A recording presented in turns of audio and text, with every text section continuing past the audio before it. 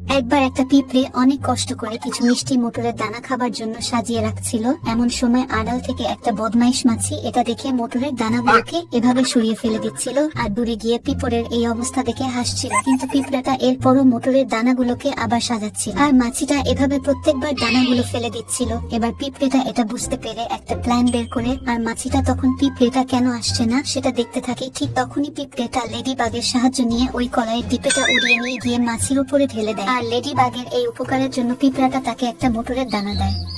এই আদিবাসীটির খুব জল তেষ্টা পেয়েছিল। সে চারিপাশ খোঁজাখুঁজির পর এক নারকেলের মালা জল দেখতে পেয়ে আনন্দ করে খেয়ে নেয়, কিন্তু তারপর সে দেখে ওই জলেতে অনেক পোকা ছিল যেগুলো তার নাকে ঢুকে কামড়ে দেয়। এরপর আদিবাসীটির সাথে কি হল দেখার আগে প্লিজ এই ভিডিওতে একটি লাইক করে দাও। আদিবাসী তৎক্ষণাৎ তার বাড়িতে চলে আসে আর একটা পুরনো প্লাস দিয়ে তার নাকে চাটকিটাকে তোলার চেষ্টা করে এখন এটাকে তুলে জায়গাটি পরিষ্কার করে দেয়। এরপর এই পাত্রে আদা কুচি ও গাছের লতা পাতা দিয়ে একটি পেস্ট বানায় আর এই পালক দিয়ে নাকের এই ক্ষত জায়গাগুলিতে লাগিয়ে মালিশ করে দেয়। এরপর গরম কয়লা এভাবে নাকের কাছে ধরে জায়গাটি শুকিয়ে দেয়। এখন এই শুকনো জায়গাগুলো তুলে মধুর সাথে একটি পেস্ট বানিয়ে এই নাকে লাগিয়ে দেয় আর এতে করে আদিবাসীটি আবার আগের মতো ভালো হয়ে যায়।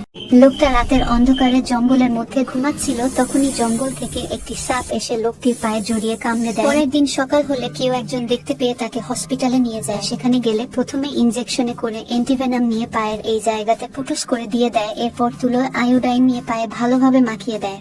এরপর সাপের এই দুটো দাঁত একটা চিমটা করে এভাবে বের করে নেয়। এরপর ইনজেকশনে করে সাপের বিষ বের করে দেয়। এরপর একটা পিন ফুটিয়ে এখান থেকে ময়লা বের করে পরিষ্কার করে দেয়। এবার এই পায়ে একটি মলম লাগিয়ে ব্যান্ডেজ করে দেয়। বন্ধুরা প্লিজ ভিডিওটিতে লাইক করে দাও। এই দেখো পা ভালো।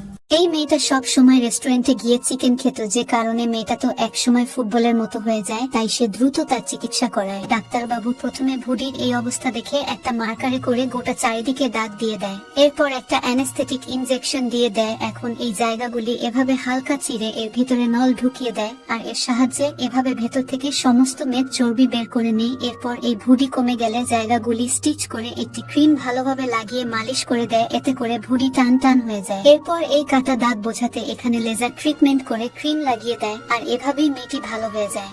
একদিন এই শকুনটা লুকিয়ে লুকিয়ে মুরগির ফার্মে ঢুকে যায় আর ফার্মের মালিক যাওয়ার পর ওখানে থাকা ছোট ছোট মুরগির বাচ্চাগুলোকে খেতে থাকে। আর এরকম করে সে প্রতিদিন মুরগিগুলোকে খাবারের লোভ দেখিয়ে তাদের ধরে খেয়ে নিত, যে কারণে এক সময় সে অনেক মোটা হয়ে মুরগির মতোই দেখতে হয়ে যায়। কিন্তু একদিন ফার্মের মালিক মুরগিটাকে সন্দেহ করে তাকে ধরে নেয়, যে জন্য মালিকটা তাকে ফার্মের মোরা মুরগি খেতে দেয়, যা দেখে শকুনটা বমি করতে শুরু করে। কিন্তু সে মরা মুরগিগুলো কেউ জ্যান্ত মুরগি মনে করে খেয়ে নেয়। কিন্তু এই পচা খাবারগুলো এখন তার জ্যান্ত মুরগির থেকেও বেশি সুস্বাদু মনে হয়, যে কারণে সে ফার্মের মুরগি খাওয়ার বদলে এরকম পচা খাবার খেয়ে নিত। আর এভাবে সে ফার্মের সব মুরগিদের থেকে বড় হয়ে যায়। এরপর শকুনটা একদিন ঘুমালে মালিকটা তাকে ধরে একটা ঘরে বন্দি করে দেয়, যেখানে সে অনেকগুলো চাকু দেখতে পায়। এরপর শকুনটার সাথে কি হলো তা তোমরা কমেন্টে জানো।